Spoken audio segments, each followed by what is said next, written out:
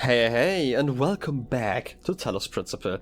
Last time we became the master of this area. I'm just gonna quickly check if I missed like a secret in like one of the walls. And then we are going to go up because we are done here. Unless, was there something up there? I don't even know if we ever tried to reach that point. I wouldn't even know how to. Like, the closest thing is probably jumping on like one of those statues, but then what? So I'm just gonna assume that there's nothing here. For now, there might be other mysteries we can check out later on. But today I want to go back to the icy plains upstairs and then cross them and check out the last, I'm assuming last, major area of this game. You know, ignoring the tower, because like the tower, obviously, we would never enter the tower, right, Elohim? No comment? Yeah, we would totally never do that, trust me. Well then, this was area B. Still a very interesting blend of like all of the different area styles. You have nothing to say. Like I still believe that the I basically means that there's something new. And while I'm here, like last time I went here, it's been like a month at this point. I feel like I missed some of the texts. In front of the tower, I feel like these ones I had, and there should be like another set over here that I've also read. But maybe behind the buildings there might be something. Can I go down here? I can go down here. Hey, Mr. Serpent, how are you doing? Error, network inaccessible, I can't believe this. Questioning doubt. Config text? Confidence? I don't know. Partition? And him. Him could be rather interesting, you know, there's a certain him who was very, very important, apparently, according to him at least. Well, questioning doubt. Keynote speech by N. Sarabai, questioning doubt. I think this is, Sarabai was someone in this game, right? Like this is not a real person, I think. Anyway, they say doubt everything, but I disagree.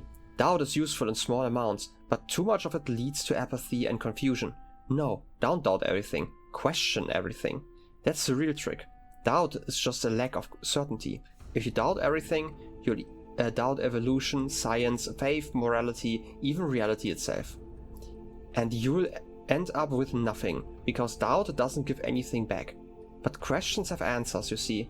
If you question everything, you'll find that a lot of what we believe is untrue. But you might also discover that some things are true. You might discover what your own beliefs are, and then you'll question them again and again, eliminating flaws, discovering lies, until you get as close to the truth as you can. Questioning is a lifelong process. That's precisely what makes it so unlike doubt. Questioning engages with reality, interrogating all it sees.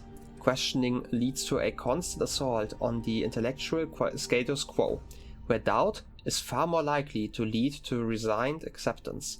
After all, when the possibility of truth is doubtful, excuse the pun, why not simply play along with the most convenient lie? Questioning is process, doubt is stagnation. Fair enough. While reading that, I had to think about like there was like another text too that kind of went into the same direction, where I forgot which text it was. It was like one of the more complex texts, like in my opinion, more complex ones, where they basically talked about how do I put it? Like getting smarter, questioning everything turns you more and more human until you basically reach the point where you're doubting everything and then you turn like less human in a way. That is like how I understood it. It was like a very basic thing. But like my basic understanding, it wasn't like the text wasn't basic, it was like my basic understanding of this very complex text. I think it goes like in a similar direction. Yeah, you shouldn't doubt everything, that's right. Doubting things is basically just going, nah, and then just sitting there. Questioning kinda requires you to think and interact with everything you see from a different perspective. Because if you're just doubting something, it's like if you see, I don't know, like an image and you're like, oh, that can't be true, and then that's it. If you are questioning it, then you would probably go, okay, like why is this detail in this image like weird? Why is that off? Or like this fact, it doesn't have to be like an image. And instead of doubting it, you would question everything, and you would also if you're like good at questioning things, it's probably like similar to the scientific process, where you would probably have a way to check whether you are right or not. And by that I mean, when you make a hypothesis, then you generally have like an idea of what it would need, or like what would happen, or like what would need to happen for your doubts to be, or like your questioning to be correct, basically, right? Like, for example, if you wanted to check if the Earth is flat, for example. That's like a classic example because there are like so many ways to check that. Then you would have to assume that everything on the world works like if it were a plane, basically, right? Like a plane of existence that you're standing on. Well, and that has some mathematical factors that you can test, basically, like in a miniature version. Some of them might be, questionable, right? Like there's like the idea that, for example, if you put a camera on top of a ball, then you can see curvature. But obviously, on a sphere as large as the Earth, this isn't the case, right? Like it looks basically flat for us because you're like so close into it. Like if you zoomed into this image of the basketball far enough, then you would also have like basically a flat horizon, similar to what we experience on Earth. But like you could test that, and you could also figure out like why a test doesn't work. Would it change? Like if you chose like a small marble instead of like a basketball, like the effect would be even stronger. So you would kind of have to be able to infer that the size of the ball you're checking, for example, is a deciding factor on whether or not you see curvature. Right, and you can test that. And you can also say, okay, like if that weren't the case, then how would this whole thing look? And this is like part of like the whole questioning that, you can question everything. I am definitely somebody who tries to believe first and then I question later, once I had like some time to think about it, because my gut instinct is definitely a one where I feel like people, if they don't have to gain anything from it, they tend to not lie to you. Or like, it's at least something I want to believe. Right, like I sometimes, even though I am, quite critical and quite cynical at times, I have the belief that people don't want to lie to you. Like, at least not inherently. But that also means that if I notice that somebody has lied to me before, then I start questioning everything they say. Because, like, they basically lost my trust, and I would never trust a fact they state, basically. And that's kind of how I feel about that. So I generally, like, we had like a similar situation with like the serpent. Yeah, there was like a little bit of doubt in there when I saw like something like the message look kind of weird when we got like something like that. But I was willing to, accept whatever they presented as truth because I'm in a position of powerlessness anyway. But yeah, definitely something. It's interesting that it's kind of combined with like another text, very interesting, like I guess it's a more simply written text version of like what we had before, but technically this is a terminal that we could have gotten even earlier, so it would have maybe helped the understanding there. I don't know, let's just leave it. Partition from Rob McLean to the Ian mailing list and the EL partition. Important. I guess they have like different partitions for that, which is, I guess, somewhat reasonable, right? Like you don't want to take up like too much space using like another project. It would be annoying if they like suddenly overwrote like all of the EL parts. But yeah. Hi folks, this is just to let you know that for reasons of convenience and security, we've partitioned EL into two separate systems. The Talos team will be working on EL0, where the archive team will be working on EL1. You might also notice an EL2 partition, but don't worry about that. It's just the operating system doing its thing.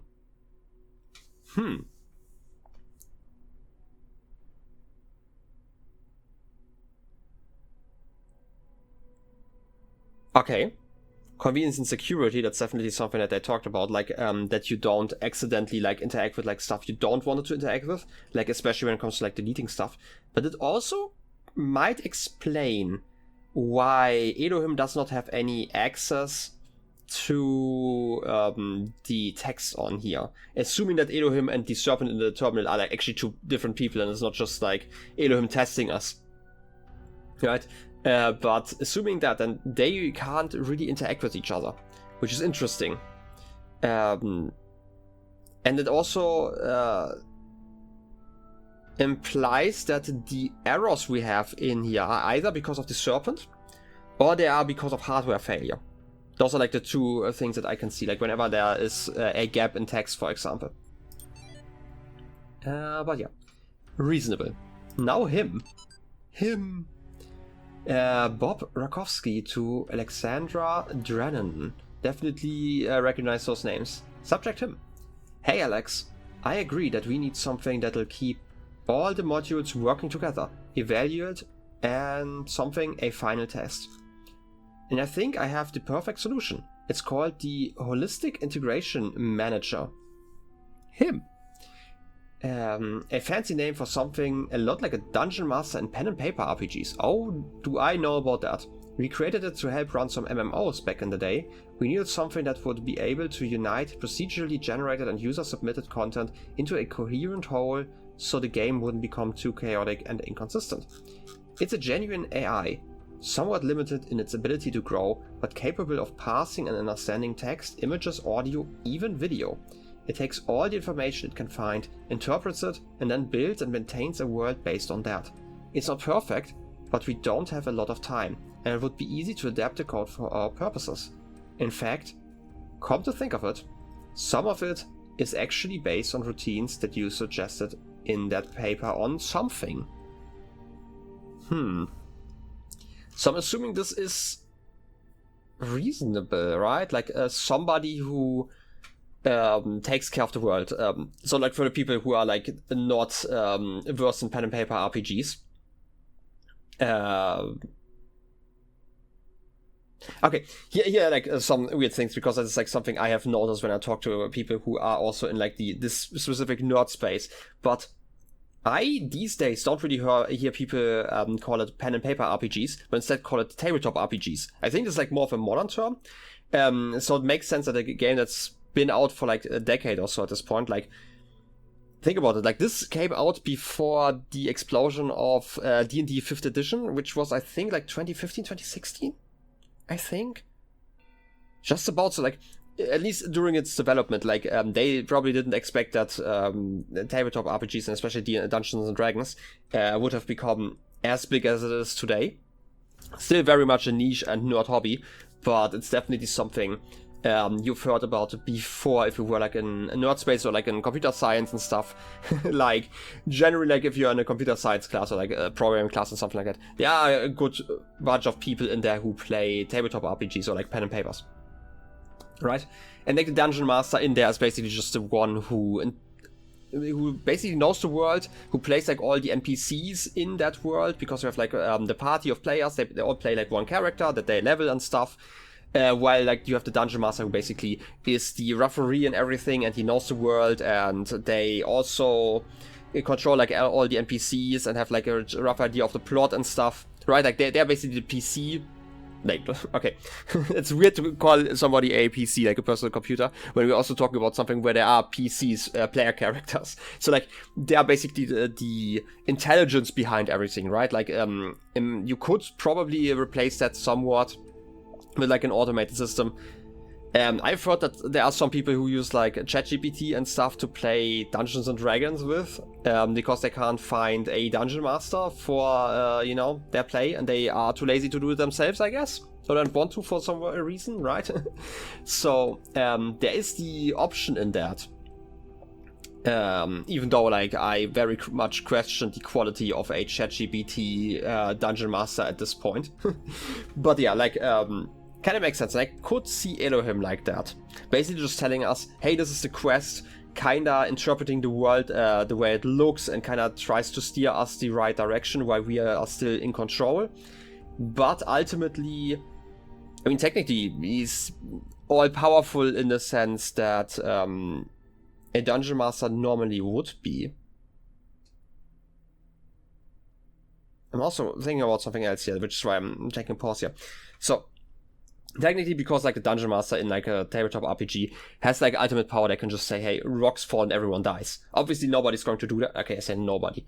Nobody who wants to keep their group alive wants that, because obviously if you're doing that constantly or like even once, that's probably a good reason for like nobody to want to play with you again, right? There's like always this fine balance when you are like a dungeon master, where you want to both challenge your players and keep them engaged, and you know, it's still like that's all coming from like the position of being like the ultimate authority in a game, which is rather fascinating. Well, now I just thought about that, because they talked about the separation of the different areas before, right? Like, we can interface with the archive. We can't really delete anything in there, but like the archive can be accessed from here. I'm just gonna assume that we can't do that. And Elohim probably can't necessarily access that. But what about the tower? Are we accessing the tower in like an interface kind of way, right? Like if we go there, are we actually a copy of ourselves that we now control from here? Which would be interesting. And is that like on another partition, all the data for that? Which is why Elohim can't see into that, which would be like a hardware explanation of sorts for that. But then again, we do disappear from the world, so in that sense, that doesn't, or like at least from his view, because we talked about.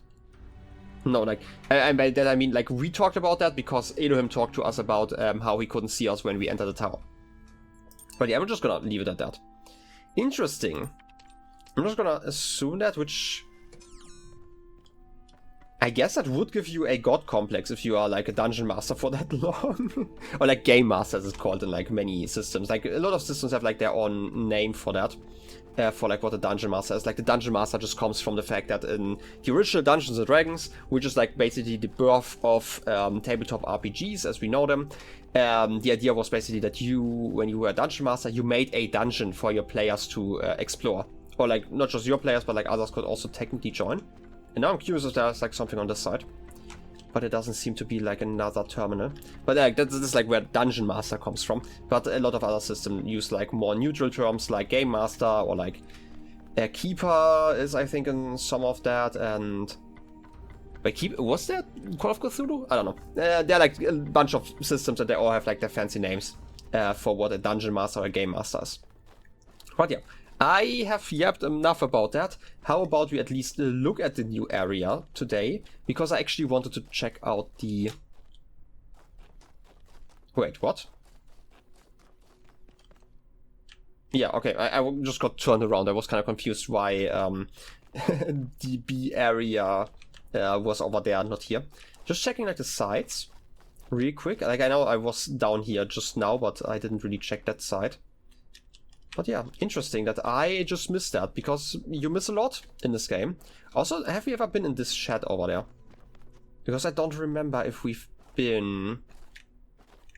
I do remember like the first time we explored it, it was like after a long recording session. It was like when I got like really motion sick, so I kind of just wanted the episode to end. Gonna be completely honest. This is like one of the things that I'm always going to remember about this game, right? Like, for how beautiful it is, it also makes me so motion sick.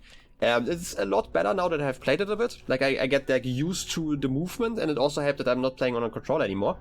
But I'm always worried about that, and I really hope that nobody of you is getting motion sick. But there's a limit to how long I can play this game because of that. Oh yeah, I remember. There was the star here. We had seen that, but we also don't have a laser pointer.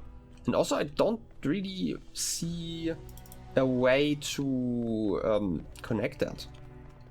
Unless there are like lasers up there. I mean, there are like different areas. Maybe there are like some windows you could shoot out of. Because otherwise it's like rather limited when it comes to how far you can go. Talking about like how far you can go. I'm gonna real quick go around here. And just so you don't get annoyed by like the static and stuff. Yeah, I'm gonna cut that for you guys. I'm gonna be so nice. So I guess I'm just gonna run around. If I see something, like the reason why I'm thinking I'm gonna go outside is, like, I can see the connector from just about here. Like if I were like slightly higher, I would probably be able to see it like somewhere from there. So maybe if there was like a connector this direction, then I would at least know where to look. But yeah, I'm gonna go around just real quick. I don't know if I tested that before. And afterwards we are going to check out Area C. Okay, I checked out like parts of the area, not everything. It bothers me as well, like the static is kind of annoying. I'm just gonna assume that whatever I missed, I can probably find again. Like there's a star, I'm gonna find that at some point or like figure that one out. Unless, wait a second, there's like one last thing that I wanna kind of check. We'll have to go into the tower here. And then to the side, because there are doors. Have I ever read that stuff right here? Oh, you again. The voice keeps speaking to me. I can't get it out of my head. It's wrong. It's all wrong. I definitely have not seen that one before because of the code. Right, like this is a character, like a really early one. Apparently according to the version, I mean it's version 0. Hasn't really been able to communicate to anyone. And we have seen them before in like one of the other areas. Listen to me very carefully. I have climbed this tower and no good has come of it. This world is the only world. Elohim's will continue. Elohim's will continues eternal, and paradise is banishing all of this from your mind.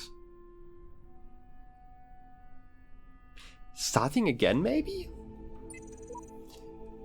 All who say they made it to the top are blatantly lying, or they would say what was there. Maybe. Maybe they didn't have all the pieces.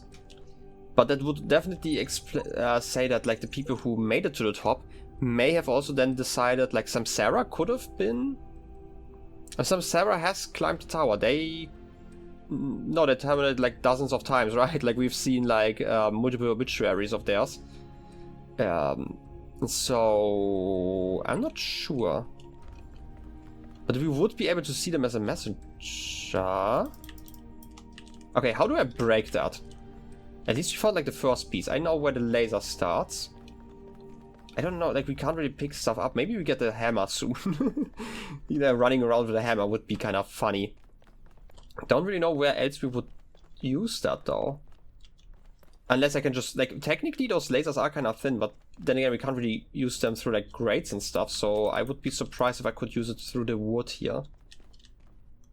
But we still need... No, wait. If I had like a connector, I could probably put that like over there somewhere. Connect to this if this were open. And then get the star. That's definitely doable. I just need like the connector. After all, like... Yeah, at least I found something here, so I'm not too disappointed. Can I climb this? I don't think so. Alright. Maybe something on the other side, because otherwise I'm going to leave the tower. As I mentioned before, I kind of want to leave the tower till the very end. Buddy? Floating box? You definitely, like, made some mistakes here. I'm sorry, Elohim. It's all your fault. Classic bugs in the simulation. Can't believe that those boxes would just be placed in an awful way. Anyway, I still wanna check out the next area because I also have a new upgrade technically. It would be cool to at least see that one. I do... Yeah, the view from the top must be incredible. I think I've seen that before. Yeah, the Giants of Tomorrow. I feel like I've read that one before, like when I was here first. But that's good to know. I'm gonna try to remember the fact that there is a laser in here. Because if I can remember that, then the next time I see a laser pointer or a connector, then we can deal with that. Oh wait, I completely forgot that before I enter, there's obviously stuff to read. There's one whole terminal. I guess we are going to read that one now. Do we... Okay, no. Heaven and Hell. We only have 2 texts here. That's good. Like, I was worried that this would be a massively long episode because we were to interact with the serpent again. Anyway, let's talk about heaven first, I guess. The mind is its own place, and in itself can make a heaven of hell, a hell of heaven, what matter where... No, what matter where, if I be still the same, and what I should be, all but less than he, whom thunder hath made greater. Here at least we shall be free. The Almighty hath not built here for his envy. Wait. Will not drive us hence. Here we may reign secure, and in my choice To reign is worth ambition, though in hell. Better to reign in hell than serve in heaven. I've definitely heard like the end of this quote somewhere. Better to reign in hell than to serve in heaven. I feel like that's like a famous quote. I forgot by whom. I will probably have to Google that one. Thanks for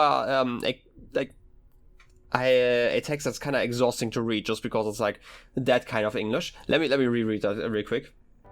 I guess the idea of this text might be, and I'm very saying might be because I'm not sure I understand this right, but the idea that you yourself, like everything internal to you, right, like the thing that makes you yourself, this is the only place that you have like perfect control over in a sense, right? Like your ideas, your thoughts, in a way, even though I don't quite agree with that.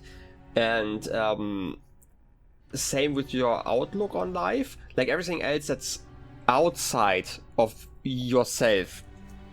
I'm saying like yourself, like your soul, whatever, like the essence of self, is something that you cannot control, but you can control like yourself, or like the inside of yourself, the inside of the essence of self, and like more in a metaphysical sense than, you know, actual physical. And that I guess you make the choices of how you react to stuff. Like they can make a heaven of hell, a hell of heaven, and then better to reign in hell than to serve in heaven, right? Like you I guess you make your own choices in a way. Anyway, let's talk about hell though. Hope this is like slightly easier to read. This is file in 1793 CE, file 3922. William Blake. The ancient tradition that the world will be consumed in fire at the end of 6,000 years is true, as I have heard from hell. For the cherub, with his flaming sword, is hereby commanded to leave his guard at Tree of Life, and when he does, the whole creation will be consumed, and appear infinite and holy, whereas now it appears finite and corrupt. This will come to pass by an improvement of sensual enjoyment. But first, the notion that man has a body distinct from his soul is to be expunged.